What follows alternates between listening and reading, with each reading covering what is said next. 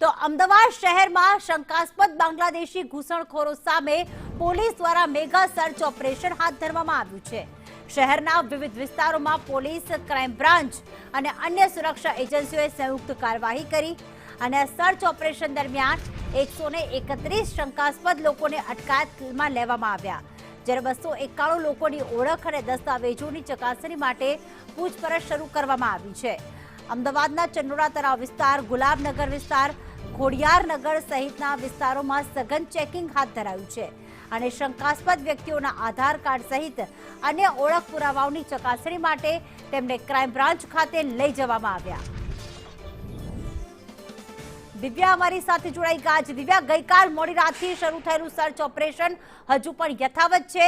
અમદાવાદની જો ખાસ વાત કરીએ તો કેટલા લોકોની અટકાયત કરવામાં આવી અને આ મેગા ડ્રાઈવ કેટલા દિવસ સુધી ચાલશે, શું અપડેટ મળી રહ્યા છે?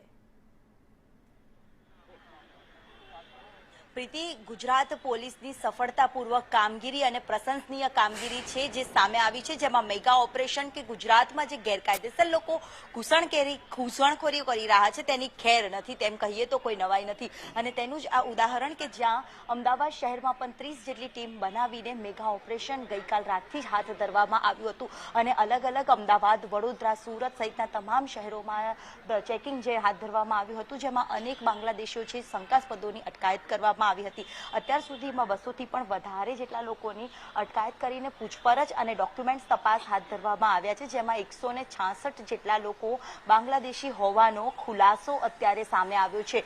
અગાઉ પણ આ જ પ્રકારે જે મેગા ઓપરેશન જે હાથ ધરવામાં આવ્યું હતું, જે તપાસ કરવામાં આવી હતી, તેમાં પણ 400 થી પણ વધારે જેટલા લોકો હતા અને તેને જ ફરીથી ડિપાર્ટ કરવાની કાર્યવાહી છે, કામગીરી છે તે કરવામાં આવી હતી। જ્યારે અત્યાર સુધીમાં જે mega operation police Surat, Vadodara સહિતના તમામ જે વિસ્તારોમાં તપાસ જે સર્ચ ઓપરેશન હાથ ધરવામાં આવ્યું હતું, જેમાં અત્યાર સુધીમાં 166 લોકોની ખુલાસો છે તે થયો છે કે બાંગ્લાદેશીઓ હતા।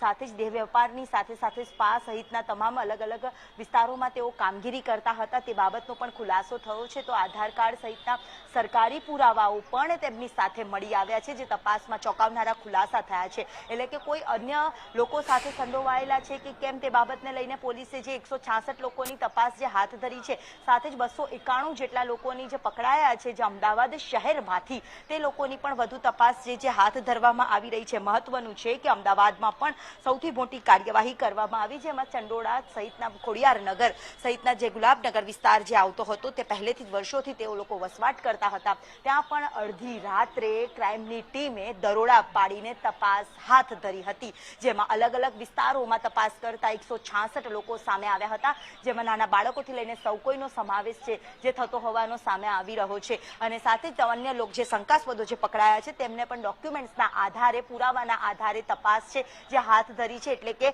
સ્પષ્ટ કહી શકાય કે આંકડો છે તે વધી શકે તેવી સંભાવનાઓ છે। એટલે કે ગુજરાત પોલીસે ઘૂસણખોરી જે કરતા હતા તેમની સામે સર્જિકલ સ્ટ્રાઇક છે જે હાથ ધરી હતી અને આ સર્જિકલ સ્ટ્રાઇકમાં જે ઘૂસણખોરી કરતા હતા તેમની સામે કડક કાર્યવાહી કરવામાં આવશે, તેમને ડિપાર્ટ કરીને પુનઃ અહીંયાથી મોકલવામાં આવશે અને જે બાદ તેમને પરત બાંગ્લાદેશમાં મોકલવાની તજવીજ છે જે હાથ ધરવામાં આવશે। અગાઉ પણ થોડા મહિના પહેલા જ આવી જ રીતે ઘૂસણખોરો પકડાયા હતા, 100 થી પણ વધારે, અને તે તમામ લોકોને ફરીથી બાંગ્લાદેશ મોકલવામાં આવ્યા હતા। જોકે અધિકારીના જણાવ્યા પ્રમાણે કે જે મોકલવામાં આવ્યા છે તેમાંથી કોઈ પરત આવ્યું નથી અને જે અન્ય ગઈ વખતે જે તપાસ કરવામાં આવી હતી તેમાં આ વખતે પણ હજી કોઈ બાબત સામે નથી આવી, પરંતુ એ વ્યક્તિઓ પણ નથી પકડાયા, પરંતુ જે સરકારી દસ્તાવેજો સાથે તેઓ ગુજરાતમાં અમદાવાદ શહેરમાં રહેતા હતા અને અલગ અલગ ધંધાના વ્યવસાયો સાથે પણ તેઓ જોડાયેલા હતા, તે બાબતને લઈને પણ ક્રાઇમ બ્રાન્ચ દ્વારા તપાસ છે જે હાથ ધરવામાં આવી છે। મહત્વનું છે કે ચંડોળા, ગુલાબનગર અને નરોડા પાસેના જે અમુક જે વિસ્તારો છે તે પહેલેથી જ ત્યાં લોકો વસવાટ કરતા હતા વર્ષોથી, અને આ જ વસવાટોના અંતર્ગત જે તપાસ અડધી રાત્રે કરવામાં આવી, સર્જિકલ ઓપરેશન જેમ કરવામાં આવતું હોય, સર્જિકલ સ્ટ્રાઇક કરવામાં આવતી હોય,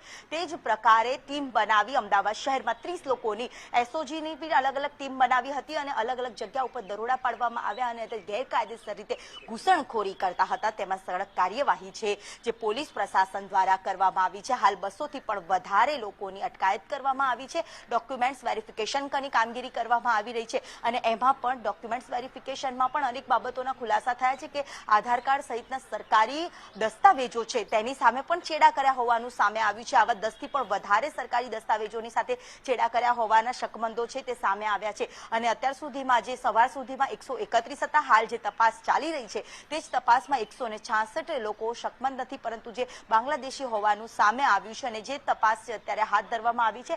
અગાઉ પણ આ બાબતને લઈને જે હાલ 291 જેટલા લોકો અત્યારે હાલ ક્રાઇમ બ્રાન્ચ ખાતે તેમને લાવવામાં આવ્યા છે. જોકે તમામ લોકોને વેરિફિકેશન કરવામાં આવી રહ્યું છે અને આંકડો વધી શકે તેવી પણ સંભાવનાઓ જોવા મળી રહી છે. બિલકુલ દિવ્યા, વધુ અપડેટ માટે આપના સંપર્કમાં રહીશું. ક્રાઇમ બ્રાન્ચના આ દ્રશ્યો છે કે જ્યાં અલગ અલગ શકમંદ લોકોને બોલાવવામાં આવ્યા છે, તેમના ઓળખ અને પુરાવાની તપાસ કરવામાં આવી રહી છે. આપને જણાવી દઈએ કે માત્ર અમદાવાદ શહેરમાંથી ક્રાઇમ બ્રાન્ચના જેસીપીએ આ નિવેદન આપ્યું છે કે અમદાવાદ શહેરમાંથી 300 જેટલા શકમંદોની અટકાયત કરવામાં આવી કે જે લોકો અમદાવાદમાં ગેરકાયદેસર રીતે વસવાટ કરતા હતા, જેમાં ખોડિયારનગર વિસ્તાર આવી જાય છે, ગુલાબનગર, દાડી લીમડા, ચંડોળા તળાવનો વિસ્તાર, જેમાં 166 લોકો પાસે ખોટું આધાર કાર્ડ, ખોટા પુરાવા હતા અને તેઓ બાંગ્લાદેશી નીકળ્યા છે. આ આંકડો હજી પણ વધી શકે છે.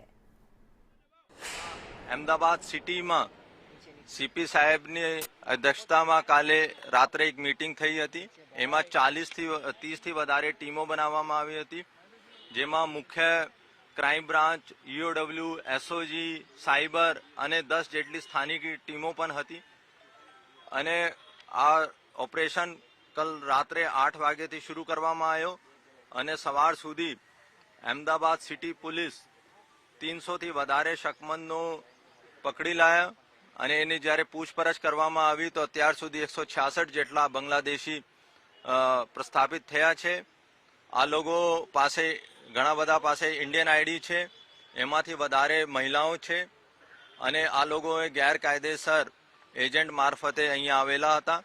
ગઈ વર્ષે પણ સીપી સાહેબની માર્ગદર્શકમાં ક્રાઇમ બ્રાન્ચે અને બીજી એજન્સી જો EOW હોય યા સ્થાનિક 465 જેટલા બાંગ્લાદેશીઓનો ડિપોર્ટ કરવામાં સફળ થયો હતો.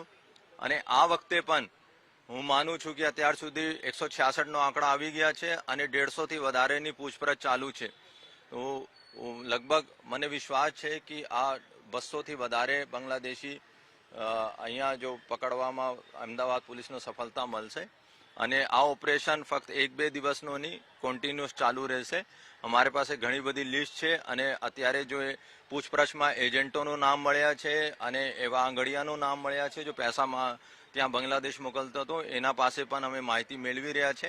ઘણા બધા બાંગ્લાદેશીઓ જ્યારે ઓપરેશન ચલાવવામાં આવ્યો આ રેલવે સ્ટેશન ભાગી ગયા હતા, ત્યાંથી થોડી પકડવામાં સફળતા થઈ છે અને ઘણા બધા અહીંથી બાય રોડ અને બાય બસ અહીંથી જતા રહ્યા છે.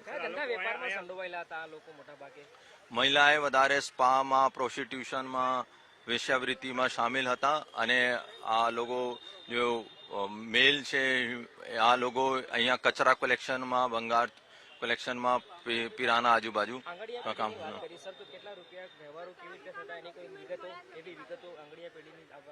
આ લોકો અહીંથી આંગડિયામાં પૈસા આપતા હતા, આંગડિયા મારફતે કલકત્તા જ આવતો અને કલકત્તાથી આ લોકો આગળ ટ્રાન્સફર કરાવતા હતા.